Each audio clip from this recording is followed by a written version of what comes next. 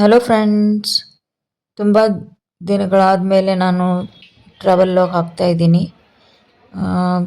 ಸ್ವಲ್ಪ ಟೈಮೆಲ್ಲ ಸಿಕ್ಕಿರಲಿಲ್ಲ, ಅದಕ್ಕೆ ನಾನು ಇದು ಮುಂಚೆನೇ ಹೋಗಿ ಬಂದಿರೋದು, ಅಂದರೆ ಜನವರಿಯಲ್ಲಿ ಹೋಗಿ ಬಂದಿರೋದು ಇದು.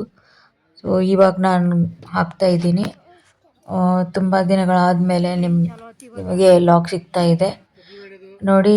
Majestic railway station. ಆವಾಗಲೇ ನಾವು ಟ್ರೈನಲ್ಲಿ ಕೂತಿದ್ದೀವಿ. ರಾತ್ರಿ ಇತ್ತು ಇದು ಟ್ರೈನು. ಸೊ ನಾವು ಟ್ರೈನಲ್ಲಿ ಕೂತ್ಕೊಂಡಿದ್ದೀವಿ. ರಾತ್ರಿ ಇದು ಸ್ವಲ್ಪ ಇದು ವ್ಯೂ ಎಲ್ಲ ಆ್ಯಡ್ ಮಾಡಿದ್ದೀನಿ ನೋಡಿ. ಟ್ರೈನ್ ಹೊರಡ್ತಾ ಇದೆ. ಎಲ್ಲ ಊಟ ಎಲ್ಲ ಆಗಿತ್ತು ನಮ್ಮದು.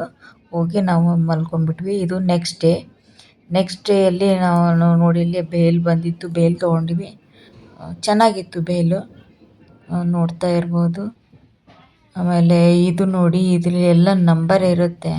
ಏನಾದರೂ ವಾಶ್ರೂಮಲ್ಲಿ ನೀರಿಲ್ಲ, ಎಲೆಕ್ಟ್ರಿಕಲ್ ಪ್ರಾಬ್ಲಮ್ ಏನಾದರೂ ಇತ್ತಂದರೆ ನೀವು ಅದಕ್ಕೆ ಕಾಲ್ ಮಾಡಬಹುದು. ನೋಡಿ, ಖಾಲಿ ಟ್ರೈನ್ ಎಲ್ಲ ಖಾಲಿ. ಬೆಳಗ್ಗೆ ಆಗ್ತಾ ಟ್ರೈನ್ ಎಲ್ಲ ಖಾಲಿನೇ ಇತ್ತು. ರಾತ್ರಿ ಮಾತ್ರ ಸ್ವಲ್ಪ ಫುಲ್ ಇತ್ತು. ನಮಗೆ ಸೀಟ್ ಕನ್ಫರ್ಮ್ ಇತ್ತು.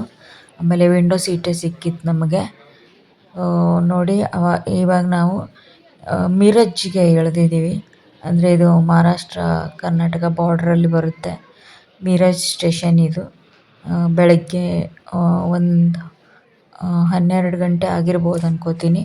12:30 ಬ್ಯಾಂಗ್ಳೂರ್ಲಿಂದ ರಾತ್ರಿ ಬಿಟ್ಟಿದ್ದು.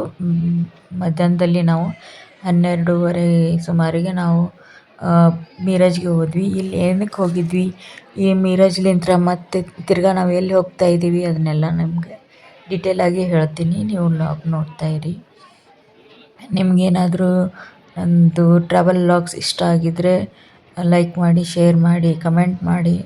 ಆಮೇಲೆ ಹೊಸದಾಗಿ ನೋಡ್ತಾ ಇದ್ದರೆ ಸಬ್ಸ್ಕ್ರೈಬ್ ಮಾಡಿ, ಸಪೋರ್ಟ್ ಮಾಡಿ. ಸೊ ನೋಡಿ, ಇವಾಗ ನೋಡಿ ಮಿರಜ್ ಜಂಕ್ಷನ್ ರೈಲ್ವೆ ಸ್ಟೇಷನ್ ಇದು. ಇಲ್ಲಿಂದ ನಾವು ಹೊರಟ್ವಿ. ಬೆಳಗ್ಗೆ ಅಂತೂ ನಾವು ಟ್ರೈನಲ್ಲಿ ಸ್ವಲ್ಪ ಏನೋ ತಿನ್ಕೊಂಡಿದ್ವಿ. ಟ್ರೈನಲ್ಲಿ ಅಷ್ಟು ಸರಿಯಾಗಿ ಸಿಗೋದಿಲ್ಲ. ಆಮೇಲೆ ಇಲ್ಲೇ ಹೆಂಗಂದ್ರೂ ಮಧ್ಯಾಹ್ನ ಆಗಿತ್ತು. ನಮಗೆ ಲಂಚಿಗೆ ನಾವು ಇಲ್ಲೇ ಮಿರಜಲ್ಲೇ ಇರೋದು ಲೋಕಲ್ ಇಂಥ ರೆಸ್ಟೋರೆಂಟಿಗೆ ಬಂದ್ವಿ.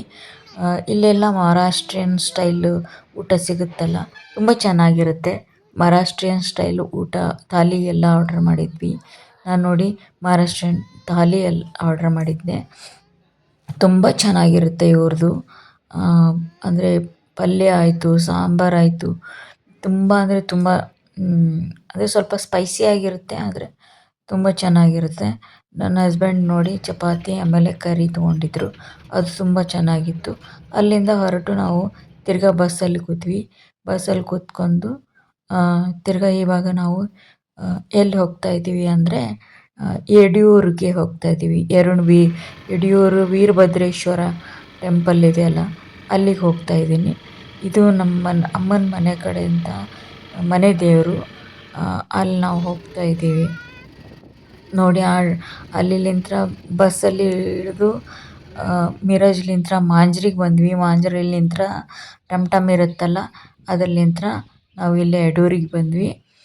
ಇವಾಗ ನೋಡಿ, ಇದು ಯಾತ್ರಿ ನಿವಾಸ. ಇಲ್ಲೆಲ್ಲ ತುಂಬ ಚೆನ್ನಾಗಿ ಕನ್ಸ್ಟ್ರಕ್ಷನ್ಸ್ ಎಲ್ಲ ನಡೀತಾ ಇದೆ.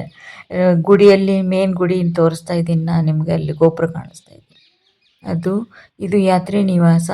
ಯಾತ್ರಿ ನಿವಾಸದ ಹೊರಗಡೆನೂ ಗುಡಿಗಳು ಇದೆ. ಅದರದ್ದೆಲ್ಲ ಕನ್ಸ್ಟ್ರಕ್ಷನ್ ನಡೀತಾ ಇತ್ತು. ಇಲ್ಲೇ ನಾವು ಬಂದಿರೋದೇನೋ ಅಷ್ಟೊಂದು ಅಂದರೆ ಈ ಶ್ರಾವಣದಲ್ಲೆಲ್ಲ ಬಂದರೆ ನಿಮಗೆ ರೂಮ್ಗಳು ಸಿಗೋದು ಕಷ್ಟ ಆಗುತ್ತೆ. ಇಲ್ಲ ಅಂದರೆ ಆರ್ಡಿನರಿ ಯಾವಾಗಲೋ ಬಂದರೆ ರೂಮೆಲ್ಲ ಖಾಲಿ ಇರುತ್ತೆ. ಓಕೆ, ನಾನು ನಿಮಗೆ ಯಾತ್ರಿ ನಿವಾಸಕ್ಕಂತೂ ಬಂದಿದ್ದೀವಿ. ನೆಕ್ಸ್ಟ್ ನಾನು ನಿಮಗೆ ಮುಂದೆ ಏನು ಮಾಡಿದ್ವಿ, ಎಲ್ಲಿಗೆ ಹೋಗಿದ್ವಿ, ಇಲ್ಲಿ ಏನಕ್ಕೆ ಬಂದಿದ್ದೀವಿ ಅಂತ ಅನ್ನೋದು ಹೇಳ್ತೀನಿ. ನೆಕ್ಸ್ಟ್ ಗೋಸ್ಕರ ವೆಯ್ಟ್ ಮಾಡ್ತಾಯಿರಿ. Thank you.